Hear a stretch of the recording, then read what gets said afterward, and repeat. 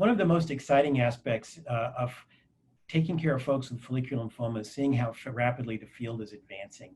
And I look back to more than 20 years ago when I started my training, that we didn't have much in our hand. Rituximab was just becoming available. And now we have so many options that I reviewed. So looking forward, I'm also really encouraged about what we're going to have to offer patients for the rare circumstances where follicular lymphoma is a life-threatening situation. I'm hopeful that we're going to have treatments such as something called CAR T cells, or these are cellular immunotherapies. These are ways to reprogram one's immune cells, and it does offer the potential, hopeful, of cure, of eradicating it. Now, it is a pretty intensive therapy and it comes with risk, but as we learn how to do it safer and understand which patients might most benefit from this, I suspect this will be expanded. And this whole lifelong treatment approach might not be the case for folks. We can just get rid of it and folks can move on with their life.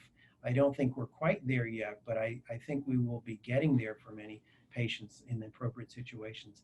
I think at the other end of the spectrum, we're going to develop more therapies that are even lower toxicity. We have a clinical trial of 1 pill a week of very low toxicity therapy that's worked quite well as the initial treatment. And many of us in the field are working on very, very ultra low toxicity therapies to say, well, how can we make this like managing hypertension?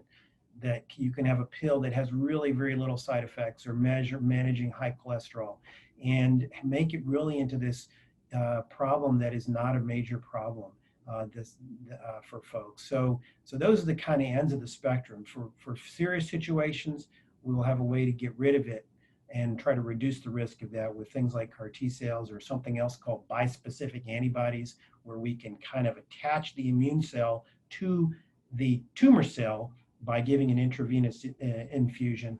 And then at the other end of the spectrum, really, really low toxicity therapies to kind of treat this like high cholesterol. These are really very exciting times in terms of our options for folks with follicular lymphoma. When you have this historical perspective about how much has changed and how much is changing, I am so gratified about what we are able to, how we're able to help our patients that suffer with this diagnosis.